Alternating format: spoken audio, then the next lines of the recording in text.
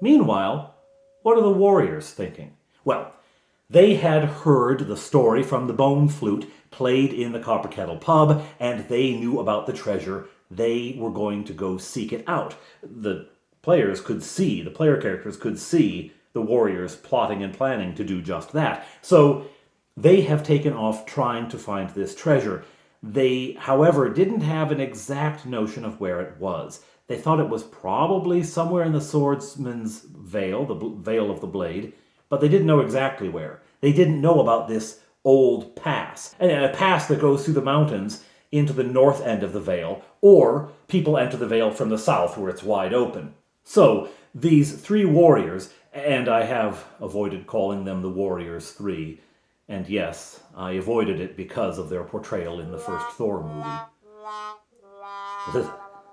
These warriors didn't know precisely where this skeleton would be, and so they wanted to do some research. So instead of coming straight across the grasslands, as the party did, they went down through Kilmarnock, where they could access some of the stored treasures of knowledge that the Count's capital has, the seat of the Count has. And they could look in libraries, they could talk to old sages and whatnot, and find out where this might be.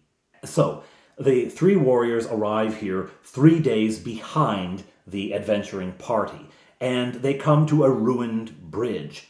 Now, looking at the ruined bridge, they figure what happened is the party fought the skeleton, because they did know that the heroes were on their way here as well. They realized the heroes must have arrived first, fought the skeleton, and at some point defeated it, because they reason, as my boys did, actually, as my eldest boy did, they reason out that once the skeleton is defeated, the bridge will collapse. They figured this out as well, and so they assume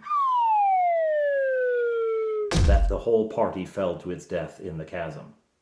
All right, that's what they figure. They find the horses, right, that have been picketed here on this side, the west side of the bridge. They find the horses and they figure must be what happened. So they're camping that night. They've taken the horses as their own now, because why not, right?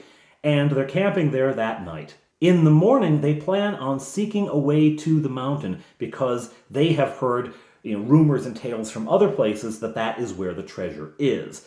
No one really knows for sure, other than the skeleton and now my party, but there are rumors that that's where it's hidden. Anyhow, they're going to try to find another way to that mountain, if they have to go down into the chasm and climb all the way back up, etc., etc. So they are going to camp there that night and do this the next morning, but during the night, what do they see? They see a fire on the top of the peak. They had earlier heard some stones falling down, and they figure, well, stones get dislodged. Maybe there's a mountain goat up there. Maybe there's an eagle landed and hit a stone. Maybe just a stone came loose and came down. Happens all the time. They didn't put too much stock in it. But the fire, okay. I guess they didn't fall. I guess they got to the top. And their research about the location of the treasure, that was true. It was on the top of the mountain. All right, well, what are we going to do? I guess we'll wait.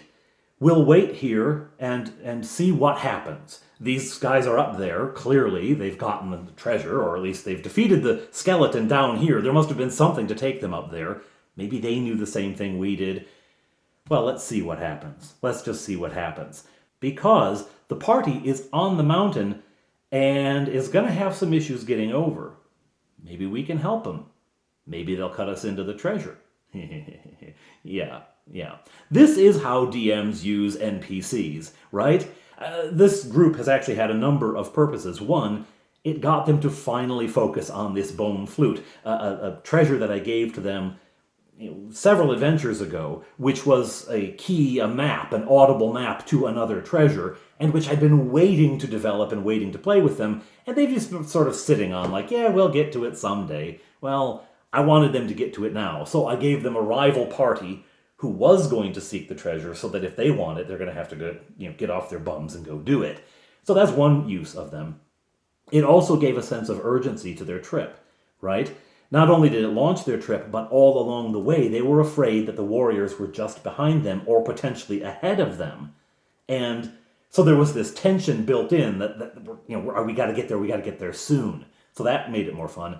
And now it is providing a potential connection, alliance, retainers, maybe rivals. Maybe when the adventurers come down with all this treasure, the three warriors will figure we can take them, so there can be combat. So there's all sorts of possibilities that are built into this. This is how you use NPCs, right?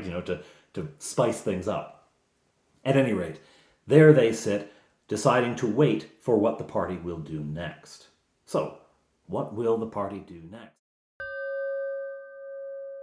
The guard had to stay with the city. Actually, the law says that the guards had to stay within the walls, a law more observed in the breach than in the following, because the guard has been patrolling the area around the walls, those parts of the city which had begun to grow up outside the walls.